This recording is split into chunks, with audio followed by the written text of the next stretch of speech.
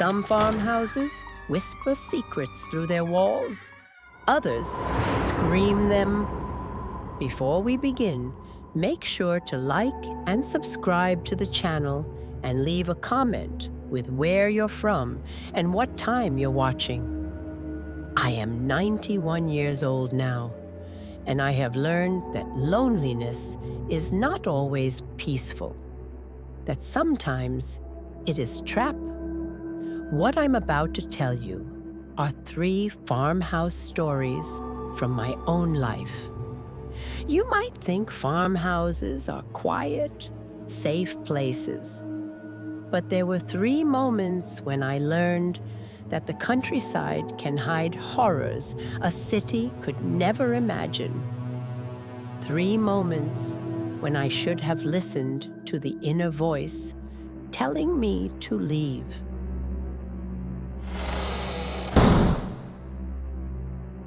The first happened in the spring of 1959, when I was 26 years old and newly married to a man named Thomas Hartley. We were in the most exciting stage of our marriage.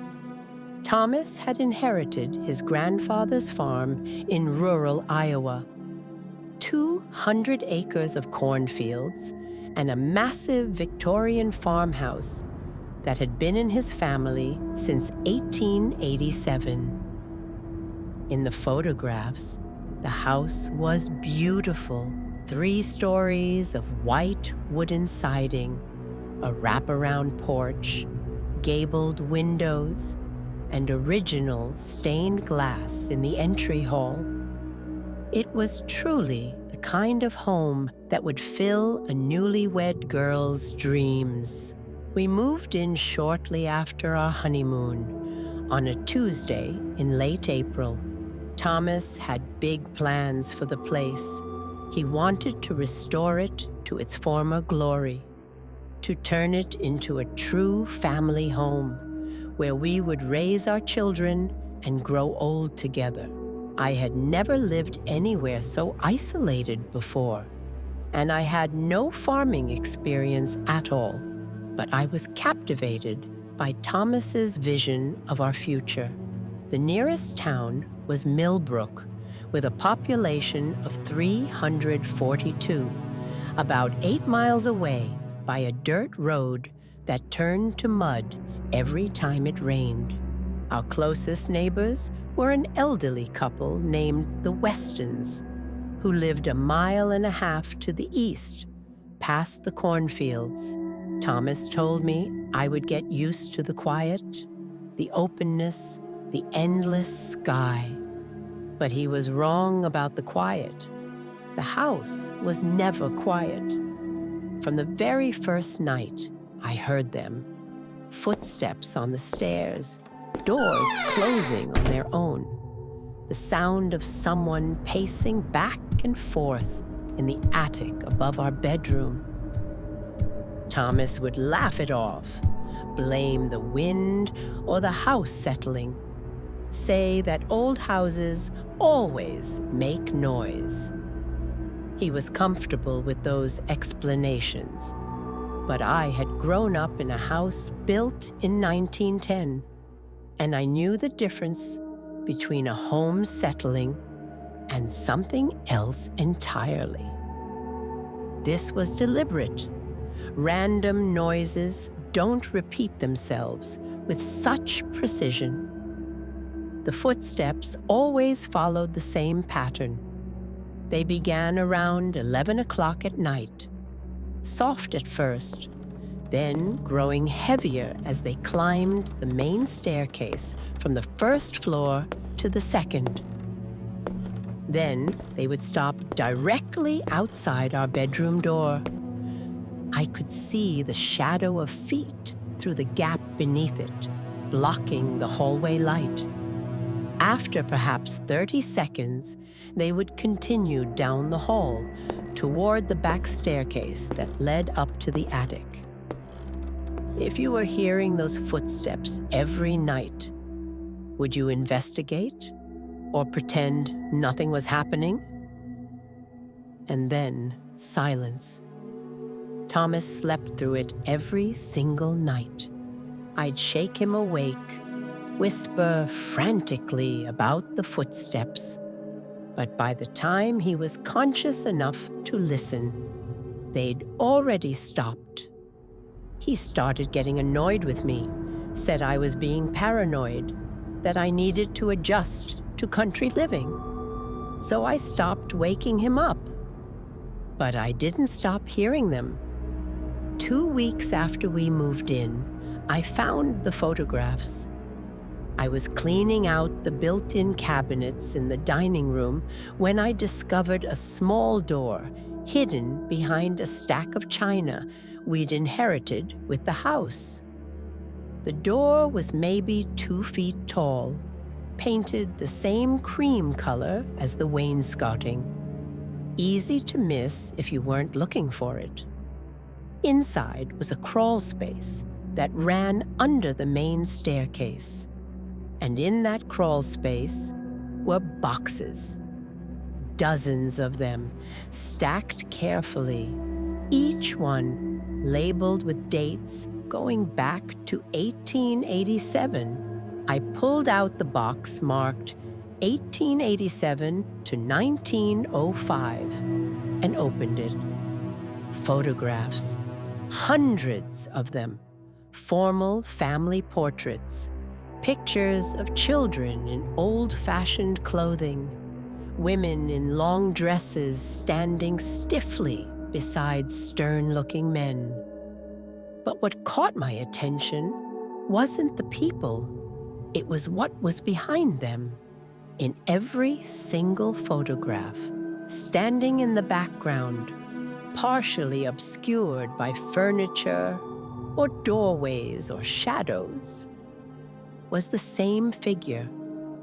A woman in a dark dress, her face always slightly blurred, like she'd moved right as the shutter clicked. She appeared in photos spanning decades, never aging, always watching from the edges. My hands started shaking. I opened another box, then another. The woman was in every single one. Sometimes in the parlor, sometimes on the staircase, sometimes visible through a window from outside. In one photograph from 1923, she was standing directly behind a young girl, maybe 8 years old, with her hands resting on the child's shoulders. The girl's face was frozen in an expression of absolute terror. I shoved the photographs back into the boxes and sealed up the crawl space. That night, I told Thomas what I'd found. He went down to look for himself, came back up, shaking his head. "There's nothing there, Margaret, just empty boxes." "That's impossible, Empty boxes," he repeated firmly. "You're seeing things that aren't there." But I knew what I'd seen, and I knew he was lying. The footsteps got worse after that. They came earlier in the evening, lasted longer, grew heavier. Sometimes I'd hear them walking through rooms on the first floor while I was cooking dinner. Slow, deliberate steps that seemed to be searching for something. And then I started seeing her. Just glimpses at first. A figure in a dark dress disappearing around a corner. A shadow moving past a window when I was alone in the house. The hem of a skirt vanishing up the attic stairs. I tried to convince myself I was imagining it, that the isolation was getting to me, that Thomas was right, and I just needed time to adjust. But then, she appeared in our bedroom. I woke up at 2:47 a.m. I remember the time exactly because I looked at the clock on the nightstand, wondering what had disturbed me. Thomas was snoring softly beside me, and the house was silent for once. Then I saw her standing at the foot of our bed. She was maybe 50 years old, with dark hair pulled back in a severe bun and a black dress that buttoned all the way up to her throat. Her skin was gray, almost translucent, and her eyes were completely black. Not brown, not dark blue, black. Like someone had taken an ink pen and colored them in. She didn't move, didn't blink, just stood there, staring at me with those horrible, empty eyes. I couldn't scream, couldn't move, couldn't even breathe. We stared at each other for what felt like an eternity, but was probably only seconds. Then she turned slowly and walked toward the door, her footsteps making no sound at all. She paused in the doorway and looked back at me. Her mouth opened, too wide, wider than should be possible, and she whispered something I couldn't quite hear. Then she was gone. I didn't sleep the rest of that night. At dawn, I told Thomas we needed to leave. He refused, said I was being hysterical, that I'd had a nightmare, that we couldn't just abandon his family's property because I was spooked by an old house. We had our first real fight that morning. He accused me of trying to sabotage his dreams.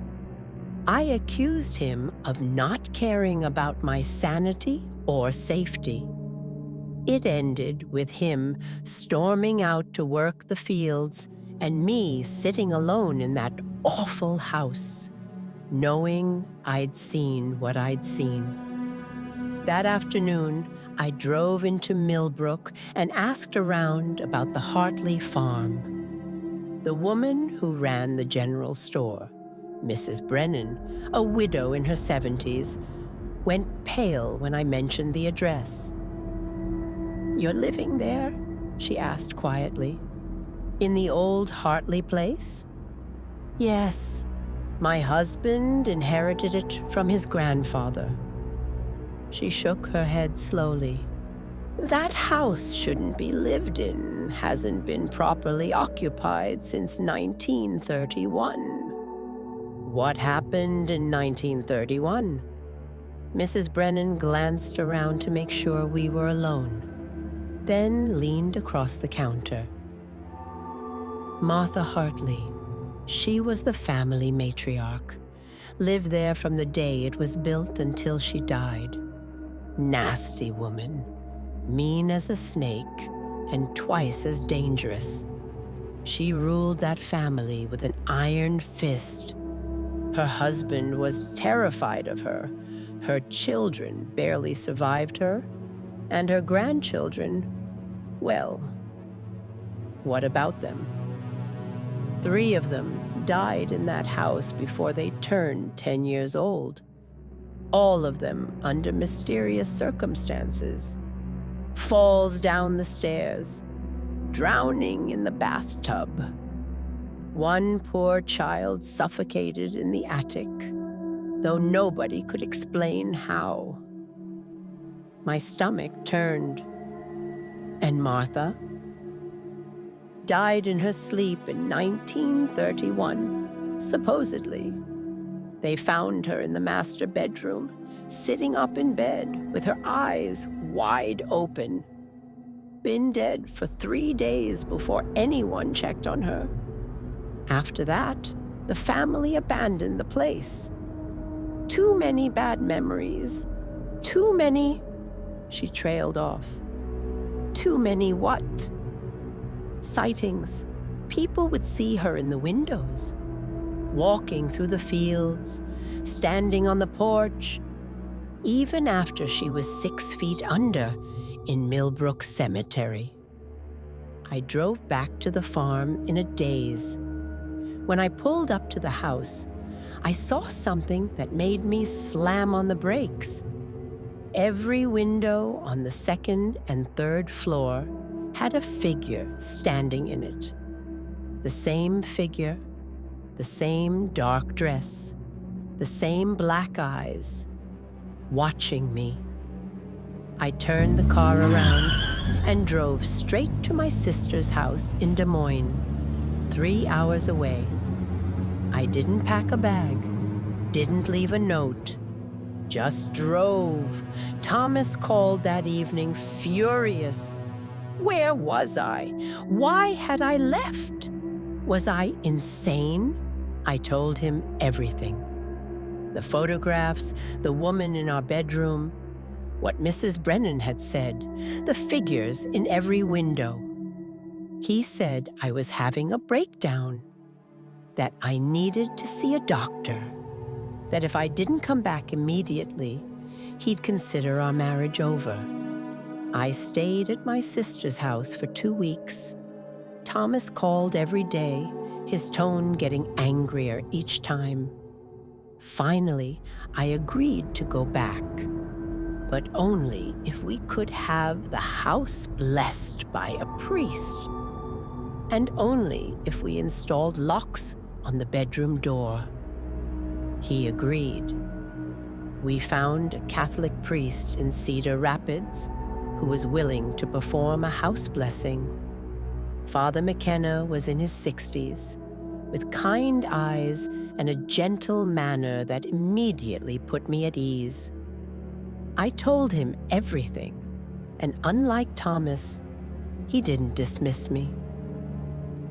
Old houses hold on to things, he said quietly as we drove out to the farm, especially when someone dies there who isn't ready to let go, or who has unfinished business.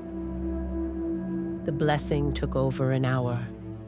Father McKenna went through every room, every closet, every corner of that house, sprinkling holy water and reciting prayers in Latin. When we reached the attic, he paused at the bottom of the stairs. "There's something very angry up there," he said softly. "Should we go up?" Thomas asked. "We must." The attic was exactly as I remembered from my one and only visit 2 weeks earlier. Dim, dusty, full of old furniture covered in white sheets. But the temperature had dropped at least 20 degrees. Our breath came out in visible clouds. Father McKenna blessed the space, his voice growing louder and more forceful as he prayed. And then we all heard it. A voice, a woman's voice, harsh and venomous, speaking words I couldn't understand, but that made my skin crawl. It seemed to come from everywhere at once. The walls, the floor, the air itself. Then something flew across the room and smashed against the wall behind us. A mirror, shattering into hundreds of pieces. Father McKenna didn't stop praying. He blessed the entire attic, then led us back downstairs. We blessed the second floor, then the first, then finally stood in the entryway while he completed the ritual. "It's done," he said, making the sign of the cross. "But I must warn you, this is only a temporary measure. Whatever is here is deeply rooted, deeply connected to this place. It may quiet down for a while, but it won't leave permanently." He was right. For 3 days, the house was silent. Blessedly, wonderfully silent. No footsteps, no figures in windows, no woman standing at the foot of our bed. On the 4th day, it all came back. Worse than before. The footsteps were heavier now, almost angry. Doors would slam shut with such force the walls shook. Objects would move on their own.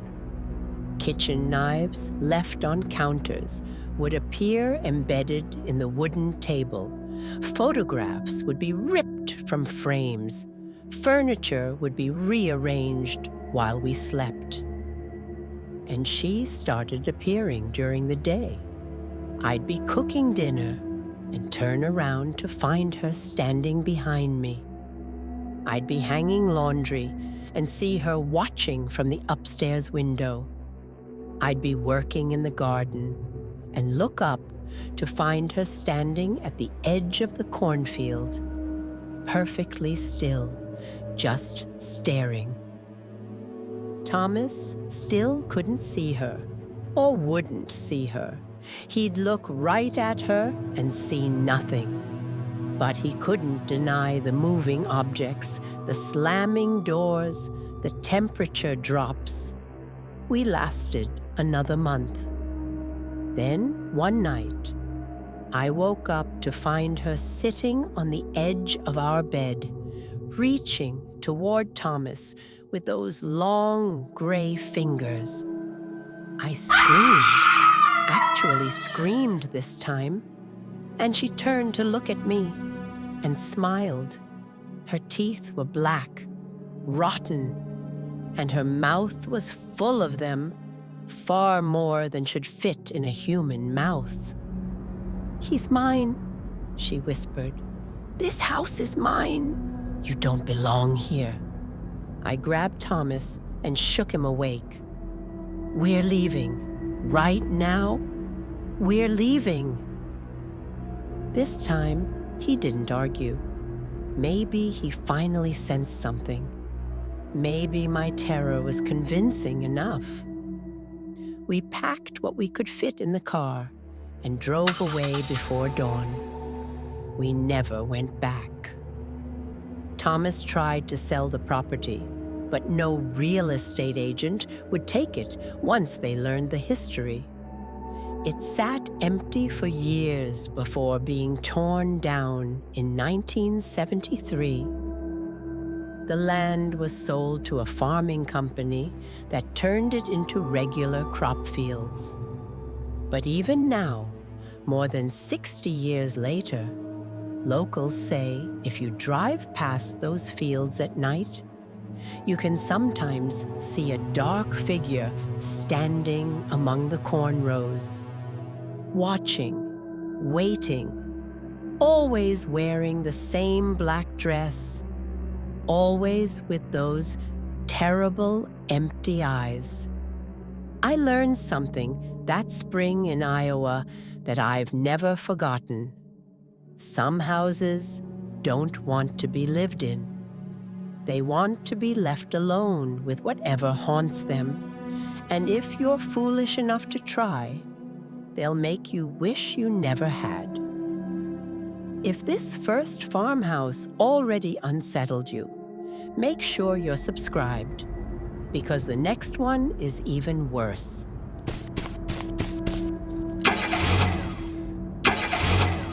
The second farmhouse horror I need to tell you about happened 18 years later, in the summer of 1977, when I was 44 years old and living alone in rural Kansas. My second husband had died a year earlier from a heart attack, sudden and devastating. Being alone only made everything worse. I had inherited a wheat farm just outside a small town called Heston. Most people would have been thrilled by an inheritance. I was even more stressed because, once again, it was a farmhouse. I should have sold the house immediately. I should have moved somewhere with neighbors I could see from my windows, somewhere I could hear sirens if I ever needed help. But I wasn't ready to rid myself of my husband's inheritance so quickly. I was still mourning him. Stubborn by nature, I eventually convinced myself that I could manage 200 acres of land and a farmhouse on my own. I told myself it was a keepsake he had left behind. I was wrong. The problem was the wheat. Miles of golden, beautiful wheat fields needed to be harvested. I couldn't do it alone, and I didn't have the money to hire a professional crew. So when a man showed up at my door in early July looking for work, I said yes without asking enough questions. When I think about that decision now, I realize how naive I was. The emotional void I was living in pushed me into making poor choices. His name was William Cray, or at least that's what he told me. He was about 35, tall and thin, with sand-colored hair and pale blue eyes that never quite met mine when he spoke. He said he'd heard I might need help with the harvest while looking for seasonal farm work in Kansas. "Where did you hear that?" I asked. "People talk in town," he said with a faint smile. "In small towns, everyone knows everyone's business." There was something smug about him, but what he said made sense. I told him I could pay minimum wage plus room and board. There was a small bunkhouse behind the main barn where workers had stayed before. He accepted immediately, shook my hand, his grip far too soft, far too damp, and moved his belongings in that very afternoon. For the first week, everything was fine. William worked hard, kept to himself, ate the dinners I prepared without complaint. He'd work the fields from dawn until dusk, then retreat to the bunkhouse. I'd see the light on in his window late into the night, sometimes past midnight. I asked him once what he did in there all evening. He just smiled that strange, not quite right smile and said, "Reading, thinking. A man needs time to think." The trouble started on the 8th day. I woke up at 2 a.m. to the sound of my kitchen door opening. I lived alone in the middle of nowhere. Every door and window was locked before I went to bed. Always. But I heard it clearly. The creak of hinges, the soft click of the latch, footsteps on the linoleum. I grabbed the baseball bat I kept beside my bed and crept downstairs. The kitchen was empty, but the back door stood wide open, swinging slightly in the night breeze. And on the kitchen table, arranged in a perfect circle, were 12 wheat stalks. I hadn't put them there. The next morning, I asked William if he'd been in the house during the night. He looked genuinely confused, said he'd been asleep in the bunkhouse, asked if something was wrong. I almost believed him, but then it happened again and again. Every few nights, I'd wake to the sound of the kitchen door opening, and in the morning, I'd find something on my table. More wheat stalks, a dead sparrow carefully positioned with its wings spread. A photograph of the farmhouse that I'd never seen before, taken from an angle that suggested someone had been standing in the wheat field watching the house. I confronted William. He denied everything, said maybe I was sleepwalking, stressed from being alone. But his eyes when he said it, those pale, empty eyes, told me he was lying. I should have fired him right then, should have called the sheriff. But I was only 3 weeks from harvest, and I needed the help. I told myself I'd finish the season, and then he'd be gone. I installed a chain lock on my bedroom door and slept with the bat within arm's reach. 2 days later, I found the Polaroid camera in his bunkhouse. I'd gone out there to deliver his weekly pay, knocked on the door, got no answer. The harvest was in full swing, and he should have been in the fields. Something made me try the door. It was unlocked. Inside, the walls were covered with photographs, hundreds of them, all Polaroids, tacked up in neat rows. And they were all of me working in the garden, me hanging laundry, me sleeping in my bed, taken through my bedroom window, me eating dinner alone at my kitchen table, me in the shower. The bathroom window didn't have curtains because I thought I had privacy, thought I was alone. I wasn't alone. I had never been alone. If this reveal shocked you, hit like, and don't look away yet. It gets much darker. My hands shaking, I looked closer. Some of the photos had dates written on the back. They went back months to before my husband died, before William had ever knocked on my door asking for work. He'd been watching me for months, maybe longer. And beneath the photographs, on his small desk, was a journal. I opened it with trembling fingers and immediately wished I hadn't. The pages were filled with entries about me, my routines, my habits, what time I woke up, what I ate for breakfast, when I showered, when I went to bed. And interspersed with these observations were darker things, fantasies, plans, detailed descriptions of what he wanted to do to me. The final entry was dated that morning. Tonight, can't wait any longer. She'll understand eventually. They all do. Comment right now. What would you have done in my place? I dropped the journal and ran across the farmyard to my truck, hands fumbling with keys.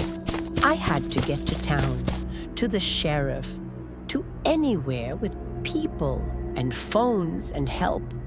The truck wouldn't start. I turned the key again and again, but nothing.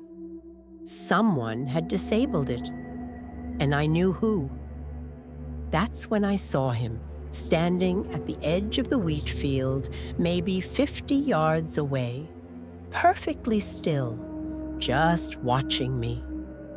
Even from that distance, I could see he was smiling. I ran back to the house, locked every door, grabbed the phone to call for help. The line was dead. Cut. I was alone on a farm 2 miles from the nearest neighbor, with a man who had been stalking me for months, who had written about hurting me, who had made sure I couldn't escape. I barricaded myself in my bedroom with every piece of furniture I could move. Pushed the dresser against the door, wedged the chair under the handle, gripped that baseball bat so hard my knuckles went white. And I waited. Around 8 o'clock, as the sun was setting, I heard him enter the house. The front door this time, I heard it open, heard his footsteps in the living room. He didn't try to be quiet. He wanted me to hear him. "Margaret," he called out, his voice calm, almost pleasant. "I know you found my bunkhouse. I know you're scared, but you don't need to be. I've been taking care of you for months, watching over you, protecting you." His footsteps came up the stairs, slow and deliberate. "I took care of your husband, too. Did you know that? The digitalis in his heart medication. Just a little bit extra every day for 3 weeks. He never suspected a thing." My blood turned to ice. He'd killed my husband, murdered him so I'd be alone, vulnerable. I've done this before, Margaret. 3 times before. But you're special. You're the one I've been waiting for. He was outside my bedroom door now. I could see his shadow in the gap underneath, could hear his breathing. "I disabled your truck, cut your phone line. We're completely alone out here, and no one knows I exist. You never asked for references, never asked anyone in town about me. Because I'm not from town, Margaret. I was never here. And when I leave, I'll vanish just like before." The doorknob rattled, once, twice. Then he started pushing against the door.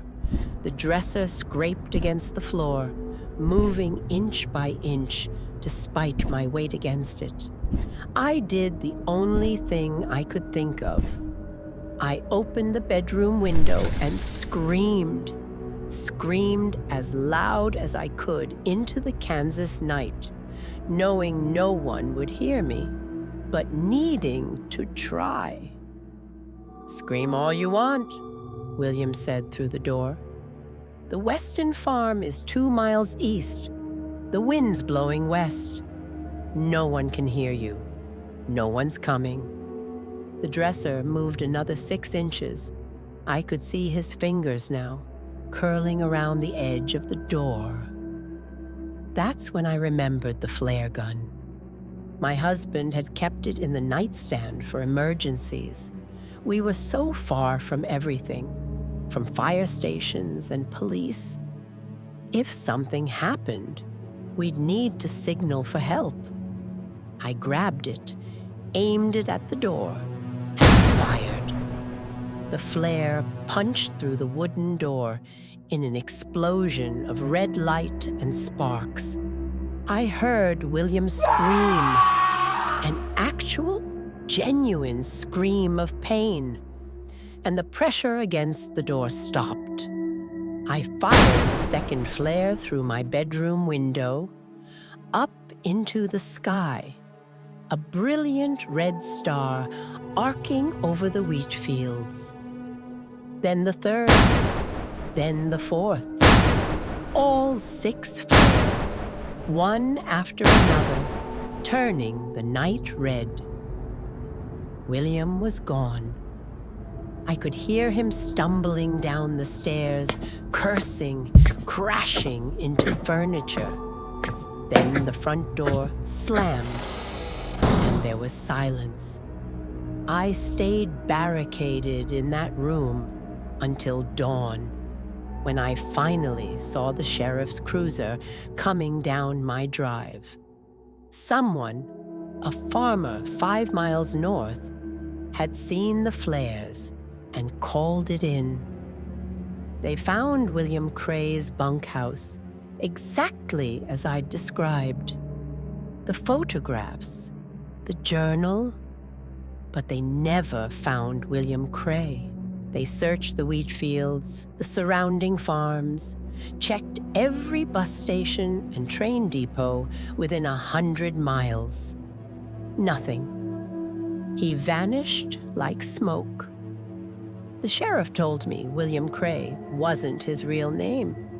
They found 3 other cases in 3 other states: Nebraska, Oklahoma, Missouri. 3 widows on isolated farms, 3 hired hands who appeared out of nowhere and disappeared the same way. 2 of the women were never seen again. I sold that farm within a month and moved to Wichita, where I could see my neighbors' houses and hear traffic and know I wasn't alone. But sometimes, late at night, I still wake up thinking I hear footsteps, thinking I hear someone calling my name in that calm, pleasant voice. And I wonder if William, or whatever his real name was, is still out there, still watching, still waiting, still looking for the next isolated farmhouse with the next woman living alone.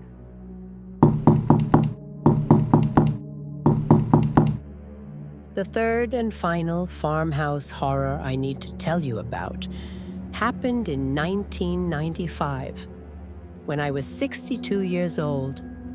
I thought I had finally found peace, but I was wrong. After everything I had been through, I had sworn never to live alone again.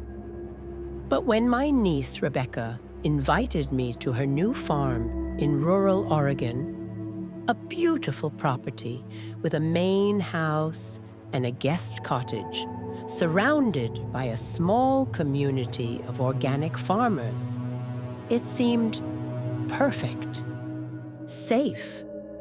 She wouldn't be alone, and neither would I. And I loved Rebecca. I enjoyed spending time with her. The community called themselves the Harmony Collective. 12 families living on neighboring properties, sharing resources, helping one another during harvests. Rebecca had been living there for 6 months and spoke endlessly about how wonderful they were, how welcomed she had felt from the very beginning. I knew how difficult it was to manage a harvest on your own, so I found their philosophy appealing. I arrived in late September, just as the autumn harvest was beginning. The guest cottage was charming. 1 bedroom, a small kitchen, windows overlooking apple orchards. The Hutchinsons, Rebecca's closest neighbors, lived just a 1/4 mile away through the trees. "Everyone here is so kind," Rebecca told me that first evening. "They invited us to a harvest celebration at the Hutchinson farm tomorrow night. You're going to love them, Aunt Margaret. They're like family." I felt warmed by the atmosphere myself. The celebration was held in a massive red barn decorated with cornstalks, pumpkins, and strings of lights. All 12 families were there, from elderly couples to small children, perhaps 40 people in total. They welcomed me warmly, asked questions about my life, made sure I felt included. The head of the Hutchinson family, a man in his 70s named Samuel, gave a speech about community, gratitude, and the importance of honoring the land that provides for us. Everyone held hands and recited something that felt like a prayer. Strange, not quite religious, but not entirely secular either. It was an odd prayer, and it caught me off guard. Given everything I had experienced in my life, it made the hairs on the back of my neck stand up. But I told myself I was being paranoid. These were just people trying to live a simple, earth-centered life. There was nothing wrong with that. I tried to calm myself. The trouble began 3 days later. I woke at dawn to voices outside my cottage, chanting. Low and rhythmic, multiple voices speaking in unison. I looked out the window and saw them. Maybe 20 people from the community walking in a single-file line through Rebecca's apple orchard, heading toward the woods. They were all wearing white robes. I watched them disappear into the trees, the chanting fading with distance. When Rebecca came to make breakfast an hour later, I asked her about it. "Oh, that's just the sunrise ceremony," she said casually. "They do it twice a week. It's like meditation, basically. They invited me to join, but I'm not really a morning person." "Rebecca, they were wearing robes," she laughed. "I know, it looks a little weird, but it's harmless. Just people being spiritual. Honestly, Aunt Margaret, you'd like it if you tried it. Very calming." But I didn't find it calming. I found it deeply unsettling. Over the next week, I noticed other things. Symbols carved into trees at the edge of the properties. Circles with lines through them. Shapes I didn't recognize. Small altars built from stones in the middle of fields, with burnt offerings and wilted flowers. And every few nights, that chanting would start up again, sometimes lasting until well past midnight. I asked Rebecca if she knew what they were chanting. She shrugged. "It's in an old language. Celtic, I think? Or maybe Norse. Samuel would know. He's the one who researches all the historical traditions." Then I met Margaret Chen, the only other person in the community who seemed uncomfortable with everything. She lived on the western edge of the collective with her husband David, and she pulled me aside at a community dinner. "You're Rebecca's aunt," she whispered. "The one from out of state." "Yes. Is something wrong?" She glanced around nervously. "How long are you staying?" "Another 2 weeks. Leave sooner and convince Rebecca to come with you." Before I could ask why, her husband appeared and guided her away, apologizing for her behavior, saying she hadn't been feeling well. That night, I couldn't sleep. Around 2 a.m., I heard vehicles, multiple vehicles, driving slowly down the dirt road past my cottage. I looked out to see 4 trucks heading toward the Hutchinson farm. Something told me to follow them. I drove with my headlights off, staying far back. The trucks parked near the same barn where the harvest celebration had been held. People emerged, maybe 30 of them, all wearing those white robes. They filed into the barn, and the doors closed behind them. I parked behind a grove of trees and approached on foot.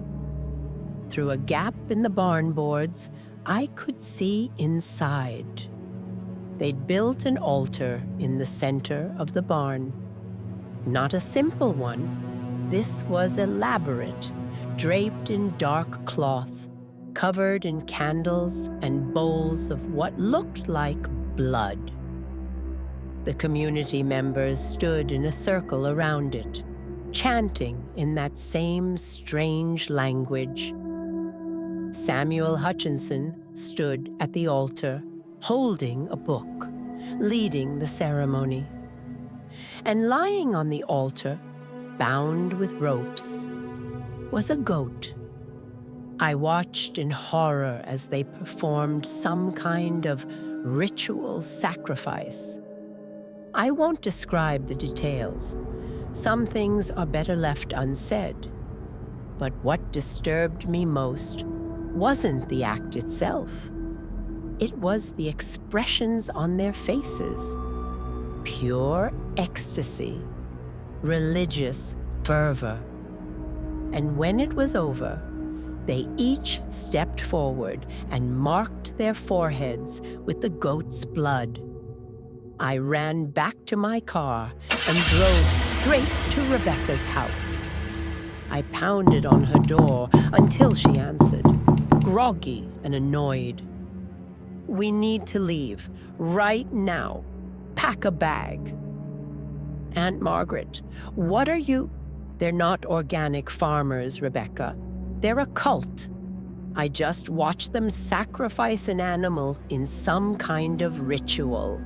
We need to leave before they realize I saw." She stared at me like I'd lost my mind. "Aunt Margaret, lots of farms slaughter animals. This wasn't slaughter. This was worship, and I think we're in danger." She didn't believe me, told me I was overreacting, that I should go back to bed, that we'd talk in the morning. I went back to the cottage, but I didn't sleep. I packed my bags and sat by the window with my car keys, waiting for dawn. At 6 a.m., there was a knock on my door. Samuel Hutchinson stood there, smiling that warm, grandfatherly smile. "Margaret, I heard you had trouble sleeping last night. Sometimes the country sounds can be disturbing to city folks." "I'm fine, thank you. Rebecca mentioned you might be leaving early. I hope it's nothing we did." The way he said it, the subtle emphasis on "we did," made it clear he knew I'd seen something. "Just family business back home," I lied. "Well, before you go, the community would love to give you a proper send-off. Tonight, a special ceremony just for you." Every instinct I had screamed danger. "That's very kind, but I'm leaving this afternoon." His smile never wavered. "I really must insist. Rebecca's already agreed. It would be rude to refuse. If this doesn't make your skin crawl, nothing will. Comment below if you would have stayed for that ceremony." I waited until he left, then immediately called the sheriff's department, told them everything I'd seen. The deputy who answered sounded bored, said animal sacrifice wasn't illegal on private property, said unless I had evidence of a crime against a person, there was nothing they could do. I called Rebecca. She didn't answer. At noon, I drove to her house. The door was unlocked, but she wasn't there. Her car was in the driveway. Her purse was on the kitchen counter, but Rebecca was gone. I searched the entire property, calling her name. Nothing. Then I saw them coming through the orchard, all of them. The entire community, walking in that same single-file line, wearing their white robes. And they were walking toward me. I ran to my car, locked the doors, started the engine. They didn't run after me, just kept walking at that steady, deliberate pace, getting closer and closer.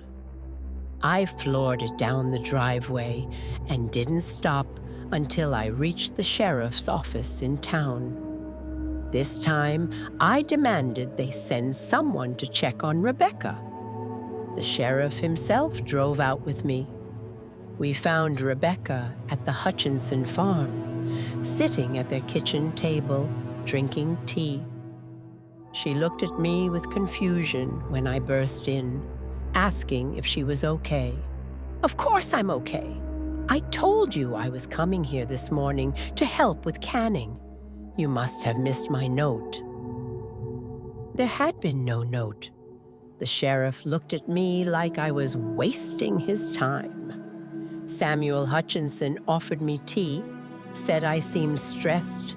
Maybe the country wasn't agreeing with me. I left Oregon that night.